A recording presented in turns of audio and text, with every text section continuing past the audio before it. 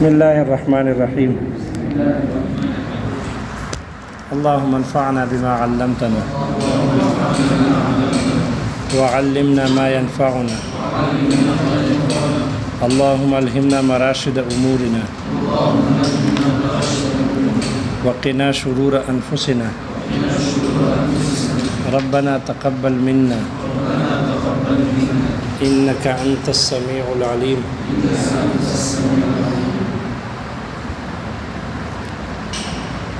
مصنف کہتے ہیں کہ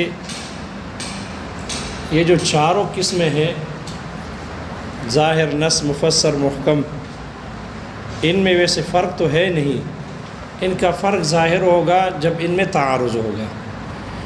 اس لیے ادنا اعلیٰ کی وجہ سے ادنا کو متروک ہو جائے گا۔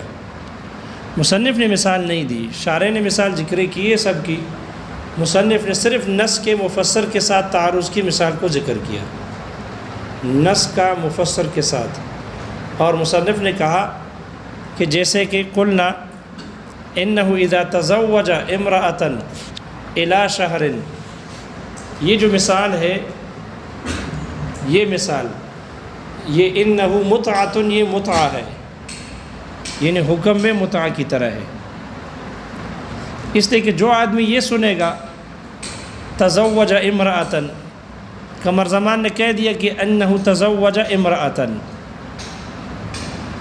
تو یہ اس کے نکاح کرنے میں یہ کلام تو نص ہے کہ اس نے نکاح کیا ہے، اس لیے ہر جمعرات بھاگ جاتا ہے۔ لیکن اس کے اس نکاح میں احتمال ہے کہ ہو سکتا ہے کہ کئی شیعوں کے اصول پر عمل نہ کیا ہو، کہیں متع نہ ہو،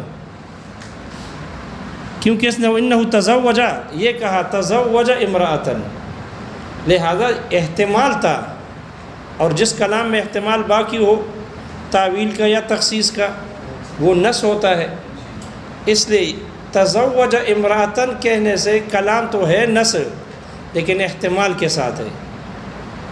لیکن جب آگے اس نے فوراً کلام کے ساتھ ملا دیا الی شہر، ایک مہینے کے لیے، تو اب پتہ چل گیا کہ وہ جو احتمال تھا، پتہ چل گیا کہ یہ تو نکاح صحیح نہیں ہے، بلکہ یہ تو نکاح فاسد ہے، یہ تو متع ہے۔ یہ کیا ہے؟ نکاح مؤقت ہے، متع حقیقت میں نہیں ہے، بلکہ یہ نکاح مؤقت ہے۔ اور نکاح مؤقت، تو اس کلام میں نکاح مؤقت یعنی متع ہونے کا، شارح نے دو تین جگہ مرتع کہا لیکن متع نہیں ہے، اس لیے کہ تزوجہ ہے، تمتع نہیں ہے۔ اس لیے اس کلام میں احتمال تھا کہ یہ نکاح صحیح نہ ہو بلکہ نکاح مؤقت ہو، لیکن جب الی شہر کہہ دیا تو اب وہ احتمال ختم ہو گیا، معلوم ہوا کہ یہ متع ہے، نکاح صحیح نہیں۔ لہذا نص صرف تزوج امرأۃ تھا، اور جب الی شہر لگا دیا تو اب اس کا متع ہونا راجح ہو گیا۔ اس لیے کہ جب نص میں اور مفسر میں تعارض آ جائے تو کس کو ترجیح ہوتی ہے؟ جی، مفسر کو ترجیح ہوتی ہے۔ اس لیے یہ کلام مفسر ہے متع ہونے میں، اس لیے یہ متع ہے، یہ نکاح نہیں ہے، یہ نکاح صحیح نہیں بلکہ متع ہے، یعنی متع کی طرف فاسد ہے، یعنی نکاح مؤقت ہے، نکاح مؤقت ہے۔ یہ ایک مثال ذکر کی ہے مصنف نے، لیکن شارح کہتے ہیں کہ اس مثال میں تسامح ہے، اس لیے کہ مفسر الگ کلام ہو اور نص الگ کلام ہو، پھر ایک سے ایک حکم ثابت ہو، اثبات ہو کسی حکم شرعی کا، دوسرے سے اس حکم شرعی کی نفی ہو، تو اس کو کہتے ہیں تعارض۔ یہ تو کلام ایک ہی کلام ہے، الی شہرن کوئی مستقل کلام تو نہیں ہے کہ اس کو نص قرار دے کر اس کو پھر راجح قرار دیا کہ یہ کلام نص نہیں ہے بلکہ متع ہے، یہ مفسر ہے، اور نکاح صحیح نہیں بلکہ یہ نکاح متع ہو گیا، تو یہ کوئی مستقل کلام تو ذکر نہیں کیا انہوں نے۔ اس لیے شارح کہتے ہیں اس مثال میں تسامح ہے، نص کے لیے اور مفسر کے لیے الگ الگ مثال ہونی چاہیے، اور مصنف نے یہاں ایک ہی مثال ذکر کی، ایک ہی مثال میں ایک لفظ کو انہوں نے نص قرار دیا اور دوسرے لفظ کو مفسر بنا دیا، حالانکہ اس طرح نہیں ہوتا حذیفہ، ایسا نہیں ہوتا۔ مستقل کلام ہو اور پھر ایک سے اس بات اور دوسرے سے نفی ہو تو ہم کہیں گے نص اور مفسر میں تعارض ہے۔ ہاں یہ کہہ سکتے ہیں کہ شاید مصنف کا مقصد اس کلام سے یہ ہو کہ یہ کلام دائر ہے، یہ کلام نکاح صحیح اور نکاح متعہ یعنی مؤقت میں دائر ہے، کہ یہ کون سا کلام ہوگا، یا صحیح ہوگا یا مؤقت ہوگا۔ جب اس نے الی شہرین کہا تو اب اس کا متعہ ہونا راجح ہو گیا، یہ کہہ سکتے ہیں۔ لیکن اسی ایک مثال کو، ایک ہی کلام جملے کو، ان میں سے ایک لفظ کو نص قرار دینا اور دوسرے کو مفسر قرار دینا، یہ بات درست نہیں ہے۔ اس لیے مصنف نے ایک ہی مثال ذکر کی لیکن وہ بھی محل نظر ہے۔ یہاں شارح نے اس پر متعہ کا اطلاق کیا، حالانکہ متعہ نہیں ہے بلکہ مؤقت ہے، کسی خاص وقت کے لیے لفظ نکاح کے ساتھ نکاح کر لینا یہ متعہ نہیں ہوتا بلکہ یہ نکاح مؤقت ہوتا ہے، اور نکاح مؤقت ایسا ہی فاسد ہے جیسے کہ نکاح متعہ فاسد ہے۔ تو چونکہ نکاح متعہ بھی فاسد ہے اور یہ بھی فاسد ہے مؤقت، اس لیے دونوں کا حکم ایک تھا، اس لیے شارح نے اس کو متعہ کے ساتھ تعبیر کیا، وگرنہ حقیقت میں متعہ نہیں۔ متعہ کے لیے لفظ تمتع اور متعہ کا ہونا ضروری ہے، نکاح نہ ہو اس میں، بلکہ لفظ متعہ تمتع کو ذکر کر کے، اور یہاں چونکہ لفظ تمتع کو ذکر کیا نہیں ہے اس لیے حقیقی متعہ نہیں ہے یہ، بلکہ مؤقت ہے۔ امام ظفر رحمہ اللہ کے نزدیک یہ نکاح صحیح ہے، البتہ یہ جو وقت کی قید لگائی ہے مہینے کے لیے یہ شرط فاسد ہو جائے گی، بلکہ اور نکاح منعقد ہو جائے گی، نکاح صحیح ہوگی، اس لیے کہ نکاح شروط فاسدہ سے فاسد نہیں ہوتی، جیسے کہ بیوعات، جیسے بے شرط فاسد سے فاسد ہو جاتی ہے، نکاح شرط فاسد سے فاسد نہیں ہوتی، شروط خود فاسد ہو جاتے ہیں، شروط خود باطل ہو جاتے ہیں، نکاح باطل نہیں ہوتی۔ اس لیے اگر یہ وقت کی قید لگا دے تو اس سے نکاح میں کوئی فرق نہیں پڑے گا، نکاح دائمی ہی منعقد ہو جائے گا۔ یہ 4 قسمیں ختم ہو گئی۔ آگے متقابلات ہیں اس کی، ظاہر، نص، مفسر، محکم کی متقابلات ہیں، اور وہ بھی 4 ہے: خفی، مشکل، مجمل، متشابہ۔ خفی، اما الخفی رہا خفی فما خفی المراد به فما خفی المراد بعارض غیر الصیغۃ۔ خفی ہر وہ کلام کہ جس کی مراد پوشیدہ ہو گئی ہو کسی عارض کی وجہ سے، یعنی صیغہ نہ ہو، صیغے کی وجہ سے نہ ہو، لا ینال الا بالطلب، اور اس کی مراد حاصل نہیں کی جا سکتی مگر طلب کرنے سے۔ جب طلب کرے گا، تلاش کرے گا تو اس کی مراد حاصل ہو جائے گی، مراد معلوم ہو جائے گی، کلام مؤول بن جائے گا، پوشیدگی دور ہو گئی، کلام مؤول بن جائے گا۔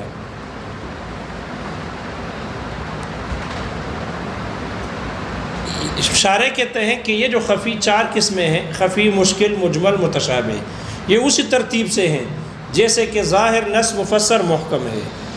اس خفی کے مقابل میں، یہ خفی مقابل میں ہے اس ظاہر کے ہے جس میں ظہور معنی کم درجے کی ہے، اس لیے کہ خفا میں بھی پوشیدگی کم ہے، جیسے کہ ظاہر میں ظہور معنی کم، تو یہ اس ترتیب سے ہے۔ مشکل میں خفائے معنی پوشیدگی زیادہ ہے، بڑھ کر ہے، جیسے کہ وہاں نص میں ظہور معنی زیادہ ہے۔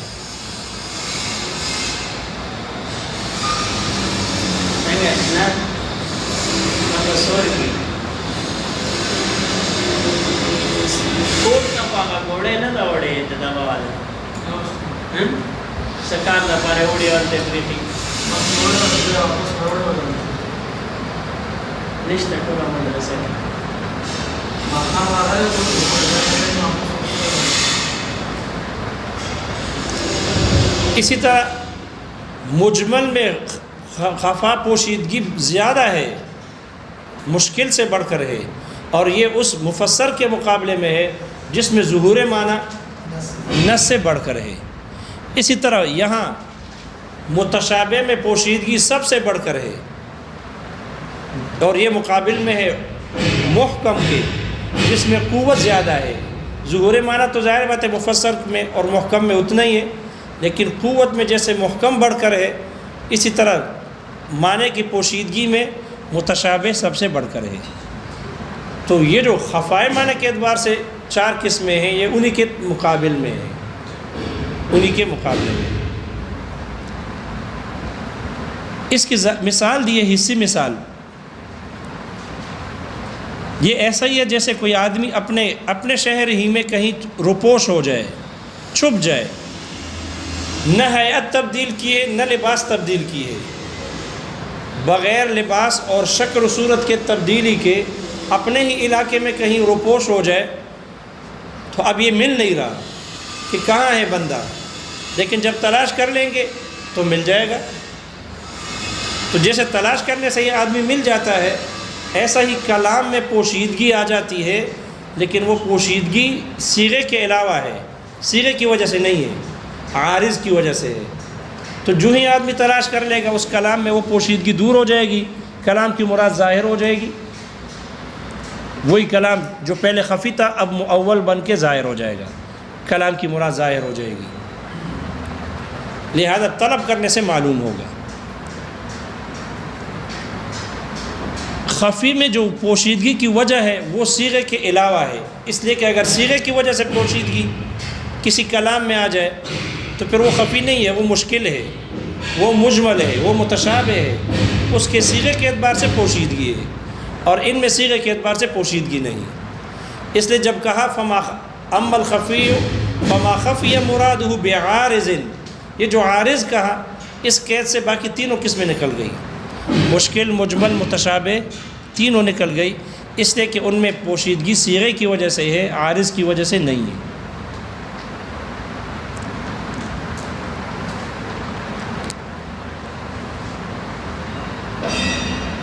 البتہ یہاں پر شارح نے کہا کہ بعارض غیر صیغہ، یہ لفظ غیر کو عارض کی صفت بنا کر ذکر کیا، فما خفی مرادہ بعارض غیر صیغہ، یہ غیر صیغہ کو عارض کی صفت بنا دیا، اس میں تسامح ہے، اس میں کیا ہے؟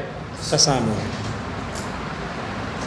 بعارض غیر صیغہ نہیں کہنا چاہیے تھا، بعارض من غیر صیغہ کہنا چاہیے تھا، من بیانیہ لا کر۔ کیوں؟ اس لیے کہ پھر اس میں یہ ہوگا ہر وہ کلام، اس کا مطلب یہ ہے ہر وہ کلام کہ جس کی مراد پوشیدہ ہو ایسے عارض کی وجہ سے موصوف ہو کہ وہ عارض صیغہ نہیں ہے، ایسے عارض کی وجہ سے کہ جو عارض صیغہ نہیں ہے، تو عارض تو ہوتا ہی ہے صیغے کے بغیر ہے، کیا کوئی عارض صیغہ بھی ہوتا ہے کیا؟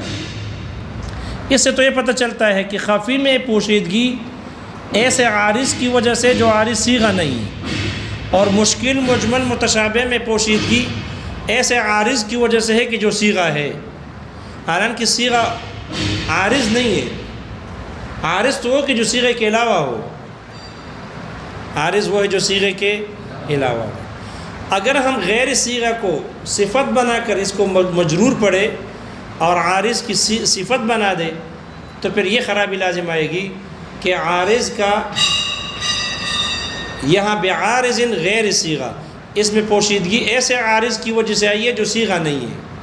معلوم ہوا کہ مشکل، مجمل، متشابہ میں جو پوشیدگی آئی ہے وہ ایسے عارض کی وجہ سے ہے کہ جو صیغہ ہے، حالانکہ عارض صیغہ نہیں ہوتی، وہاں پوشیدگی صیغے کی وجہ سے ہے، عارض کی وجہ سے نہیں۔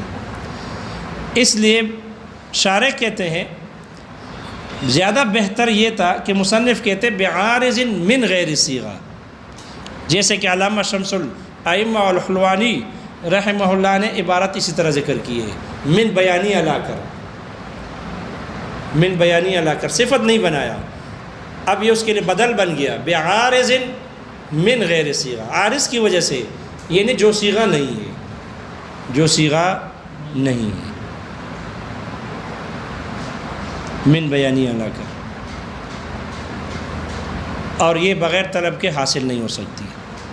شارح کہتے ہیں تعریف میں جو لا ینال الا بالطلب کی قید لگی ہے یہ احترازی نہیں ہے، یہ اتفاقی ہے، اس کی حقیقت اور ماہیت کے بیان کے لیے ہے، احترازی نہیں ہے، اس لیے کہ جس کلام میں پوشیدگی ہے، چاہے خفی ہو، مشکل ہو، مجمل ہو، متشابہ ہو، کوئی بھی بغیر طلب اور تعامل کے طلب کے حاصل نہیں ہوتی، طلب سب کے لیے ضروری ہے، تو اس سے کسی قسم کو نکالنا مقصود نہیں ہے، ہر قسم کے لیے طلب ضروری ہے۔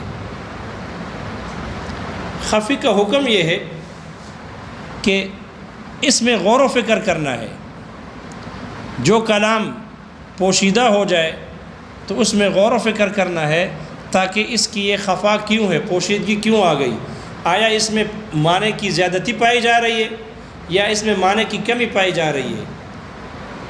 اگر معنی کی کمی زیادتی کی وجہ سے کلام پوشیدہ ہو گیا تو غور و فکر کرنا چاہیے کہ اگر وہی معنی کی زیادتی کی وجہ سے ہے تو اس کلام کا مراد پھر ظاہر ہو جائے گا، ظاہر والا حکم لگا دیں گے۔ اگر معنی کی پوشیدگی وہ زیادتی معنی کی وجہ سے ہے اور اگر معنی کی کمی کی وجہ سے کلام پوشیدہ ہو گیا تو اس میں غور کر لیں گے، پھر وہ جو ظاہر والا حکم ہے وہ اس پر نہیں لگائیں گے۔ لہذا سب سے پہلے حکم یہ ہے کہ اس میں غور و فکر کر لے، طلب کر لے، طلب کرنا، اور طلب کے بعد پھر اس میں دیکھیں گے کہ پوشیدگی کیوں آ گئی۔ جب طلب کر لو گے پوشیدگی دور ہو جائے گی۔ جیسے کہ اس کی مثال دی ہے طرار اور نباش کے حق میں آیت سرقہ، اس میں خفا آ گئی، پوشیدگی آ گئی۔ دیکھو چور کے جتنے بھی اقسام اور افراد ہیں ان سب کے حق میں آیت سرقہ ظاہر ہے، آیت سرقہ ظاہر ہے کہ ان کا ہاتھ کاٹنے کا حکم ہے۔ تو چور کے جتنے بھی افراد ہیں سب کے حق میں آیت سرقہ ظاہر ہے کہ ان کا ہاتھ کاٹو۔ طرار اور نباش بھی سارق کے افراد ہیں، لیکن سارقہ والی آیت ان دونوں کے حق میں پوشیدہ ہو گئی۔ کیا ان کو سارق کہیں گے؟ نہیں کہیں گے، حالانکہ سارق کے افراد ہیں۔ تو سارقہ والی آیت ان دونوں کے حق میں پوشیدہ ہو گئی۔ جب غور کیا گیا، حالانکہ یہ مطلب نہیں کہ ہمیں طرار کا معنی معلوم نہیں ہے یا ہمیں نباش کا معنی معلوم نہیں ہے، نہیں، طرار کا معنی معلوم ہے ہمیں کہ طرار کہتے ہیں جیب قطرہ ہے، کترا جیب قطرہ، جی چلو جیب قطرہ ہے یا کترا، وہی جو جیب کاٹتا ہے، جی کہاں پہ؟ جیب قطروں سے، تو اس کا آواز لگانا وہ چلو والا کل حال۔ لہذا یہ جو جیب قطرہ ہے سب کو پتہ ہے، طرار جیب قطرے کو کہتے ہیں، جیب کاٹنے والے کو، اور نباش کہتے ہیں کفن چور کو۔ معنی معلوم ہے لغوی، لیکن سرقہ والی آیت ان دونوں کے حق میں پوشیدہ ہو گئی۔ آیا یہ سارق کے افراد ہے تاکہ ان کا ہاتھ کاٹا جائے یا نہیں ہے تاکہ ان کا ہاتھ نہ کاٹا جائے؟ ان کے حق میں آیت سرقہ مخفی ہو گئی، پوشیدہ ہو گئی، اس میں خفا آ گیا، لہذا طلب کی گئی، غور کیا گیا، لفظ سرقہ پر غور کیا گیا کہ چوری کسے کہتے ہیں۔ تو چوری کی جب تعریف دے کی گئی تو چوری کہتے ہیں اخذ مال محترم، اخذ مال محترز، محترم، محرز، خفیتاً، کسی دوسرے کا مال، ایسا مال لینا جو مال محترم ہو، محترم یعنی جس متقوم ہو، جس سے شرعاً نفع اٹھانا بعین ہی، اس سے یا اس کے ثمن قیمت سے نفع اٹھانا جائز ہو، محترم ہو یعنی متقوم ہو، شرعاً جس سے نفع اٹھانا جائز ہو، محرز محفوظ ہو، کھلا ہوا نہ ہو، اور خفیتاً چپکے سے لینا۔ آگے اس میں کچھ قیودات اور بھی ہے، تعریف کی ہے شارح نے لیکن ادھوری ہے۔ مقدار نصاب تک بھی پہنچے، جو کم سے کم 10 درہم ہے، 10 درہم تک ہو، لہذا اگر 10 درہم سے کم ہے تو چوری نہیں ہے، اس کا ہاتھ نہیں کاٹا جائے گا، ہاتھ نہیں کاٹا جائے گا۔ چوری تو ہے لیکن چوری کی تعریف صادق نہیں آ رہی، اس لیے ہاتھ نہیں کاٹا جائے گا۔ اگر محرز نہیں ہے، محفوظ نہیں ہے، بلکہ ویسے کھلا طور پر وہ مال پڑا ہوا ہے اور کوئی اٹھا لے تو وہ چوری نہیں ہے۔ حذیفہ، اگر گڑی ویسے رکھی ہوئی ہے کوئی اٹھا لے تو چوری نہیں ہے، محفوظ نہیں ہے۔ اگر محترم نہ ہو یعنی متقوم نہ ہو اور کوئی اس کو چوری کر لے تو چوری نہیں ہے وہ۔ جیسے کہ مال خمر پڑا ہو کسی مسلمان کی ملکیت میں، سرکہ پڑے پڑے خمر بن گیا، یا انگور کا شیرہ پڑے پڑے اس سے خمر بن گیا، اس میں گاڑھا پنا کر نشاور ہو گیا، تو اب وہ مسلمان کی ملکیت میں ہے، مال ہے، خمر مال ہے، اس لیے کہ مال کی تعریف صادق ہے۔ ما یمیل الیہ الطبع ویدخر عند لحاجۃ، تعریف صادق ہے اس پر، لیکن متقوم نہیں ہے بعینہ، اس سے اور اس کے ثمن سے شرعاً نفع اٹھانا جائز نہیں۔ تو اگر کوئی خمر مسلمان کے خمر کو چوری کر لے تو اس کو سرقہ نہیں کہتے۔ جب سرقہ کی تعریف پر غور کی گئی تو اب اس کے پوشیدگی دور ہو گئی۔ معلوم ہوا طرار میں سرقے کے معنی کی زیادتی کی وجہ سے زیادتی پائی جا رہی تھی، اس وجہ سے طرار کا ہاتھ کاٹا جائے گا۔ جو ظاہر والا حکم ہوگا، سارق والا حکم، وہ حکم متعدی کر دیں گے سارق وہ طرار کی طرف۔ اس لیے کہ طرار اور نباش میں جو پوشیدگی آئی ہے، آیت سرقہ ان دونوں کے حق میں پوشیدہ ہو گئی، دونوں کے معنی معلوم ہونے کے باوجود۔ وہ وجہ یہ ہے کہ یہ دونوں عرف میں الگ نام سے موسوم ہو گئے، ان کو سارق نہیں کہا جاتا، ایک کو طرار اور دوسرے کو نباش کہا جانے لگا، چور نہیں کہتے ان کو۔ جب عرف میں یہ الگ نام کے ساتھ موسوم ہو گئے تو آیت سرقہ ان کے حق میں خفی ہو گئی کہ آیا سارق ہے یا نہیں ہے، شبہ آ گیا، کلام مخفی ہو گیا۔ لیکن جب غور کیا گیا تو سارق طرار میں سرقہ والے معنی کی زیادتی کے ساتھ پائی جا رہی تھی، اس لیے کہ چور چپکے سے مال لیتا ہے اور یہ بدماش جاگتے ہوئے آدمی سے مال لیتا ہے۔ ایک قسم کی غفلت انسان پر طاری ہو جاتی ہے۔